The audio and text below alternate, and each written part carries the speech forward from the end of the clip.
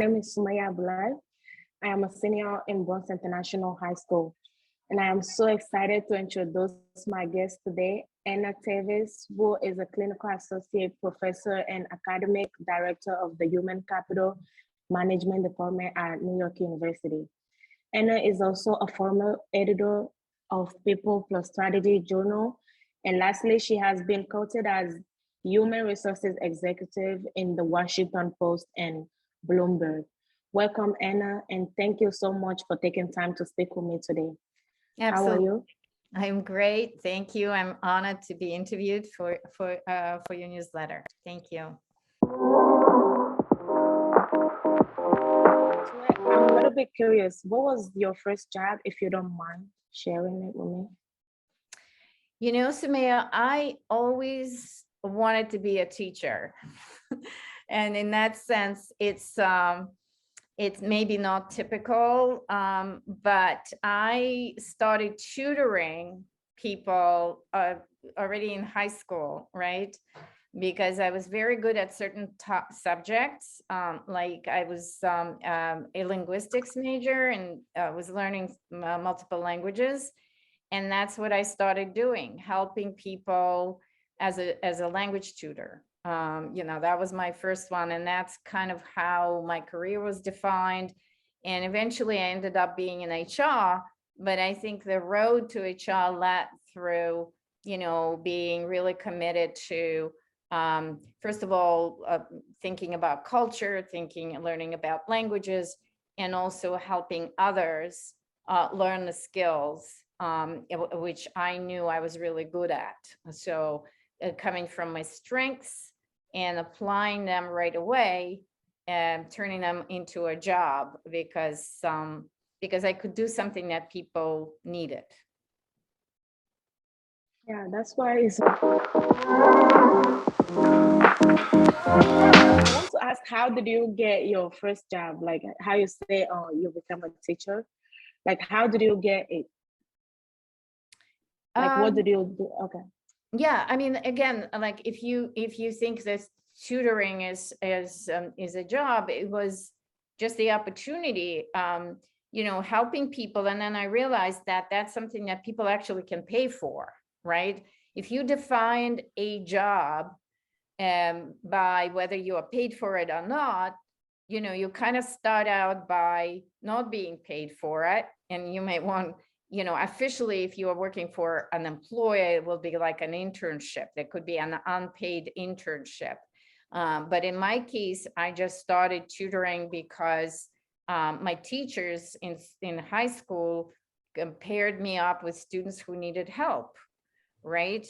So that was an opportunity, and it started as just helping people who needed help. And then as people, really needed to prepare for tests, to prepare for entry exams into certain universities, etc., that's when they started hiring me and saying, look, we really need more of your time in a structured way, and we're going to pay you for it. So it's kind of, on the one hand, I would say, you look for a job, but on the other, job finds you if you have the skills that are needed, right? So it kind of goes both ways. Oh, so it's like your skills helped you to, like, you wanted to be a teacher, but you was a tutor. So the skills you have helped you to get into being a teacher. Right. Eventually I went to the university, etc. But it all started with this, for having a skill and having the passion to help people, and then starting to learn how to do it, because just having a skill is not enough if you want to teach it, but the best way to learn is actually to teach. So I am very passionate about, even if you have a little bit of skill somewhere, find somebody you can help with that skill. And you already are turning that skill into a lot more than just having a skill. You may be good at math, you might be good at computers, and you may be good, as I was, in languages. And there are always people who need that type of help. And Mhm. start out by reaching out and say, can I help you? It's actually a phenomenal way to actually get better at your skill, but also turn a skill into a service. Yeah, that sounds like a great advice. So I want to tell you a little bit about myself too. I was an apprentice during the pandemic, and I personally found remote working challenging because I was very distracted. I was exhausted from staring at the screen all of the time. And there were times where I lost focus, especially when having a poor internet connection. So I think it would have been helpful if employers were supportive in these moments, and that would encourage productivity and strengthen the relationship. So as a young person, I think remote working can be very fun and stressful sometimes. So I want to ask you, what are some tips that could help a remote worker or someone who is willing to start working remotely? Yeah, I mean, it is not as simple as it may seem. Obviously, we just went through this global experiment with remote work, and we learned a lot of lessons. So I think this going forward, it will help us do this remote working better. But let's focus first on what worked very well, and then on what we need to really pay attention to and improve. So what worked well, I think that people, because of the pandemic, people had to do this, had to be remote, and everyone, really had their best self out there to do whatever they can to make it work, right?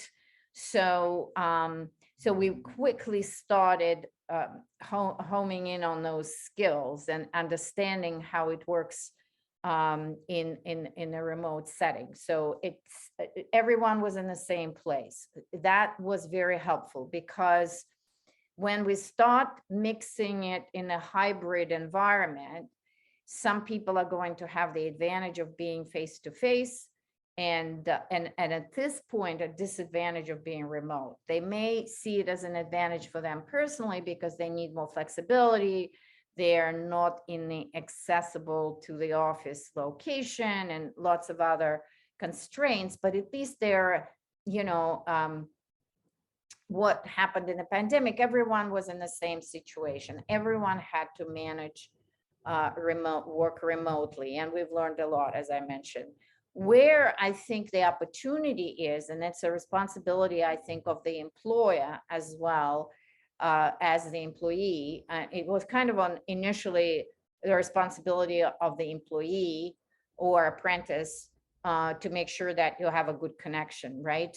But I think that going forward, it should be, and here I'm speaking from the HR perspective, it should be the responsibility of the organization to ensure that everyone has a connection. And if there's no available broadband, then a modem or something needs to be provided by the employer to the remote employees. But we need to shift responsibility for the connection from the employee to the employer. And that will make it a lot more equitable. As you said, and you found yourself in a situation where you had the opportunity to do the apprenticeship, but you didn't have the infrastructure to do it at your best ability, right? Mhm. Yeah, like everything you just said right now is fair enough. Like the organization should help, especially that it was like like you said, the pandemic, it just came out of nowhere. Like nobody was very prepared for it. So, but for some people, it was a good thing as there was less travel, and like they how did you say, like there was more flexible for them. And some people it was a disadvantage because like they will miss the office and they're not able to do the job like how they used to do it in the office. So can you tell me your own, like, what are some advantage for working remotely for you? The advantage is obviously with a big capital letter, flexibility. It's not the remote itself, because I would much rather right now be sitting in the same room with you and having a conversation and building a relationship, because there's nothing like face-to-face, person-to-person relationship, right? Longer term. But what we, really took advantage of is the flexibility of being in any location that ideally safe for you in the pandemic. But going forward, there could be multiple reasons why you want to be flexible. And I think that is going forward, I think we should focus on flexibility, not remote.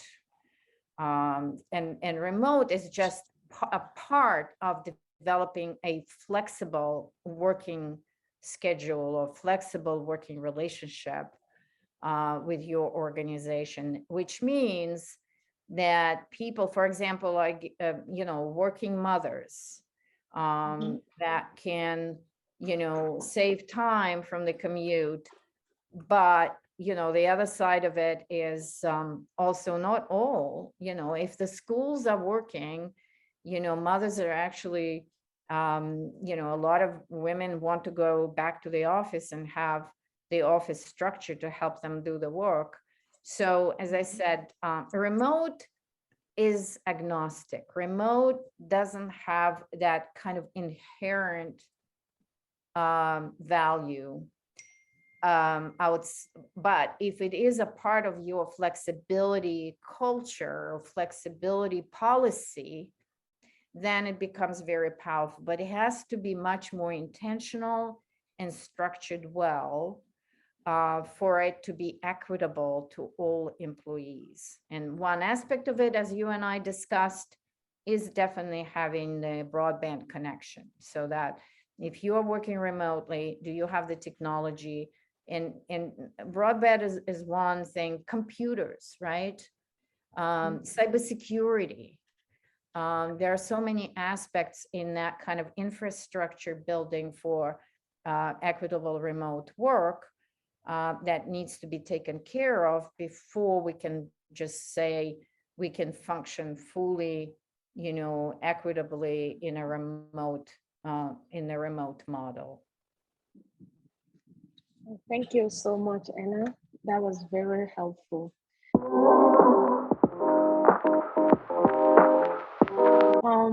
I want to ask, as the specialist in HR, what do you think will be helpful for not only young people, but employers to also consider in the virtual world?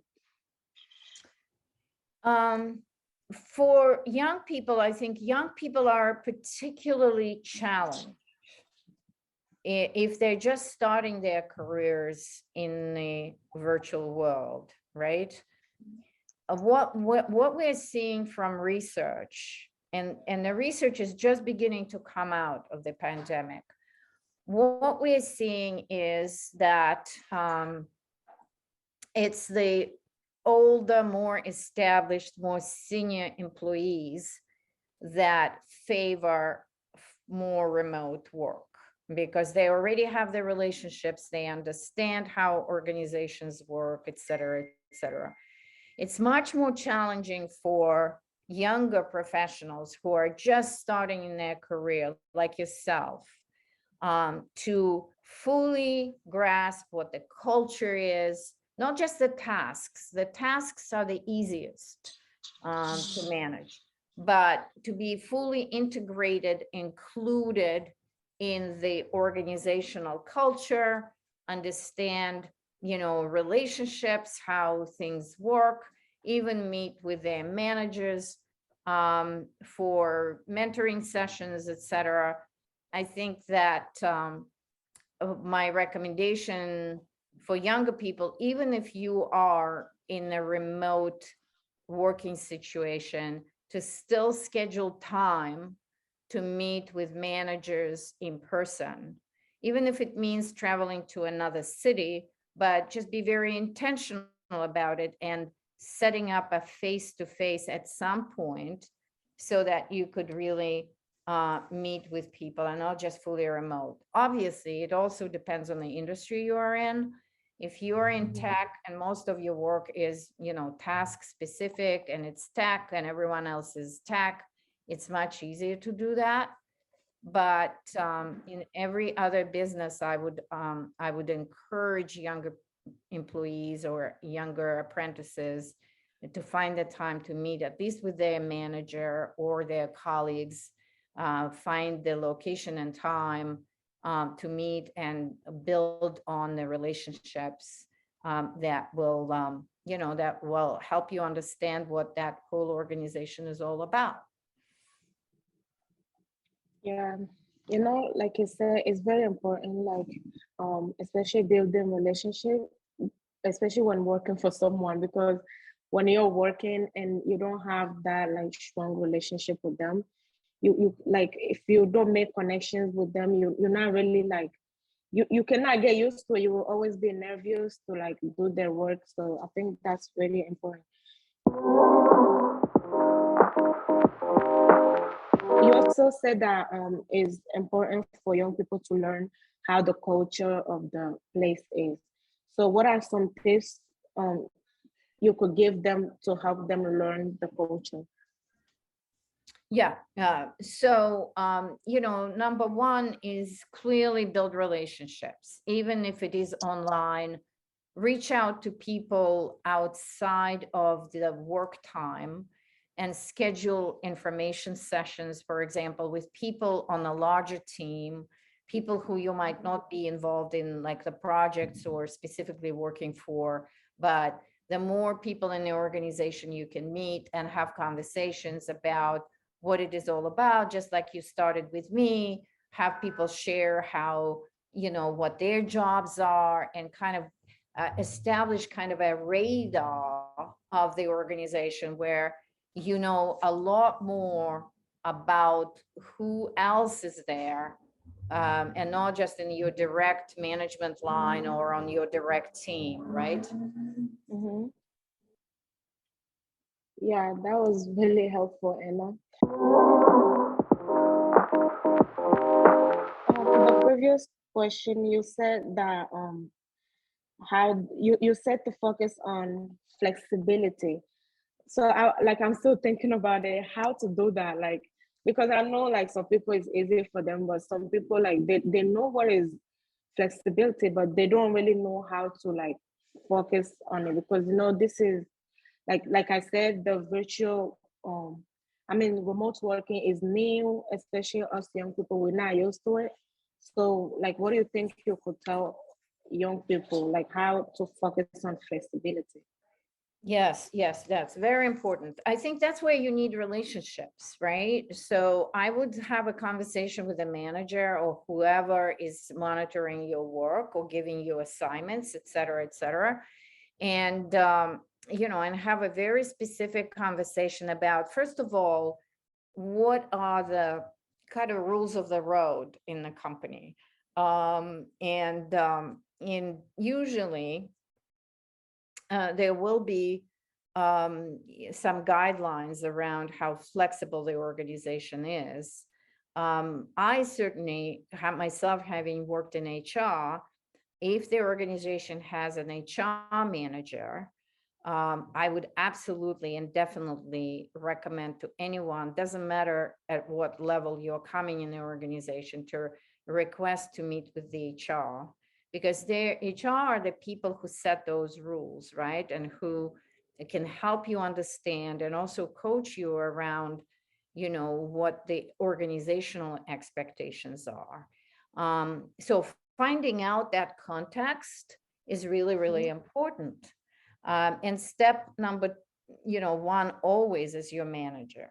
Clearly, your manager can communicate what the rules are, but as I said, if you really want to have a bigger picture, always go to HR.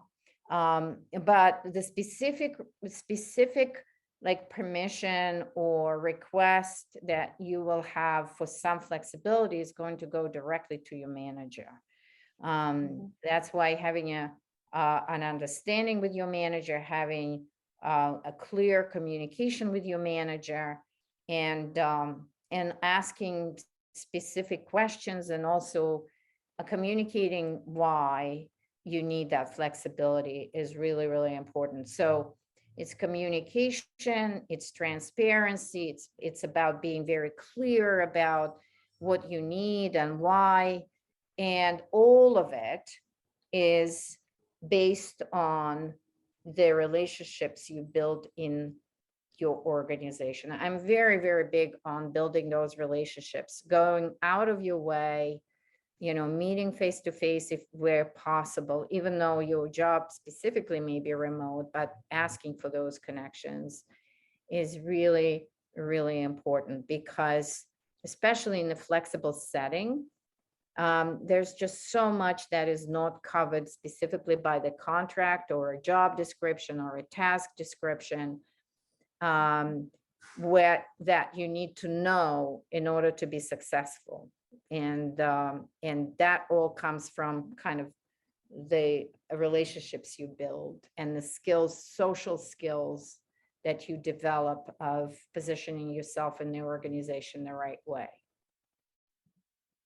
Yeah, like I agree with you. It all comes back to building a relationship. Like once there is a strong relationship, especially with the manager, like you said, like you need to have a relationship with the manager, like where you're comfortable to communicate with them, to ask them any questions, and always like ask questions, because if you don't ask questions, you're not able to like know what you have to do. So always like build relationship, like you said, and communicate and ask questions. That was really helpful.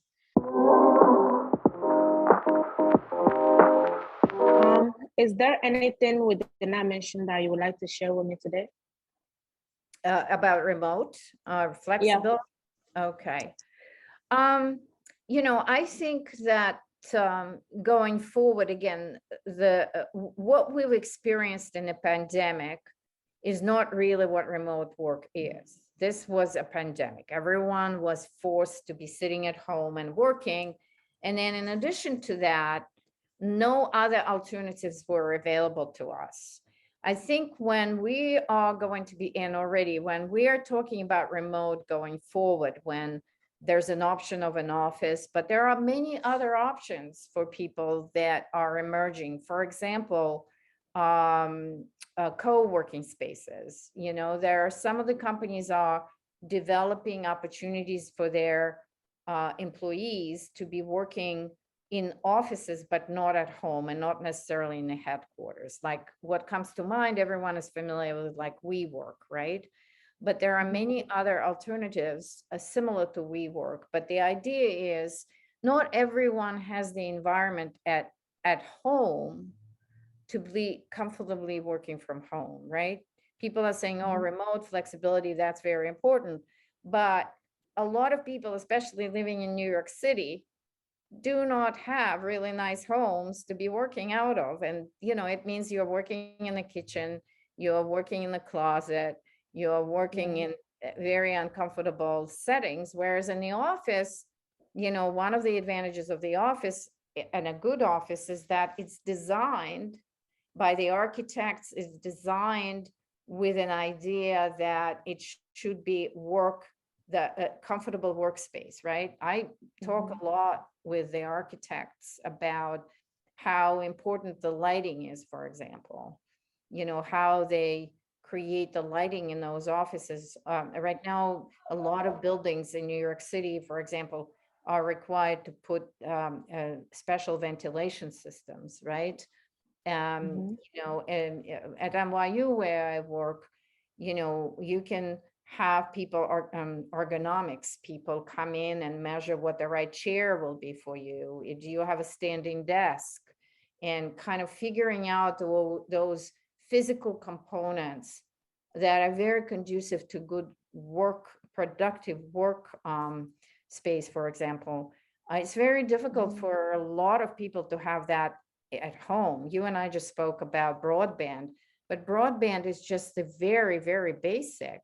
If you think about having that comfortable chair to sit in, or an adjustable desk that allows you to, stand and kind of, and as I mentioned, ventilation and lighting. You have experts working in the office setting to set this all up for you. And again, that's not going to be available to a lot of people working from home. So I think that what I'm seeing is a lot of companies are going to be investing in creating that a very work specific and conducive, environment for people to work. Everything from even introducing nature and plants and other things that help people to be productive and focused. Whereas at home, with a very few exceptions, there could be a lot of distractions. There could be, just not even the physical setting might not be as conducive to working from home. So I expect that going forward, remote will be a component to working from home, but it's not going to be the next generation workplace. And the other thing I want to add to this is at the time of the pandemic, the decisions about remote working was primarily CFO decision. It was decision of the finance, and they were saying, okay, we don't need all of this real estate. Yeah, we don't need to pay leases, et cetera. How great that is. But then other functions started to come in and saying, as just I described, what about mental health? People are isolated on the computers all day. How does that affect people? So there will be psychologists coming in. There will be people from cybersecurity. Here are all of the people with their computers in the middle of nowhere. It's very difficult to monitor who can get into the system, break in, cyber risk, huge cyber risk with working from home. And then you get the great resignation. A lot of people are leaving organizations partly because they kind of got alienated from their peers a lot of times. Yeah, they were very productive on the team, but they don't have that social support network that usually is developed when people run into each other in different settings. So I think, as I said, the jury's out there on what it eventually will be, but the young people coming into the workforce have to be able to, yes, lean into flexibility, but also think about relationships, understanding culture, understanding organizations, and be strategic about how you tap into all of those resources. And flexibility may be one of the considerations, but might not be top of line for those who are just starting on the career. Okay. I like how you were like that's so sorry, we just came back from lunch right now. I like how you were saying the lighting. Like lighting is so important, especially that now everything is done remotely. Like some offices, like you say, it wasn't designed with good lighting, like good ventilators. So yeah, I think that's so true. Like they should start to improve the spaces for future. Like we never know if we get into situations like this that we need to work remotely. People can like they could build like offices for people like to be able to go to office instead of staying home, not having space to work. I think that's very important. And also you mentioned social support. I think that's something that we really do need, especially in the virtual world.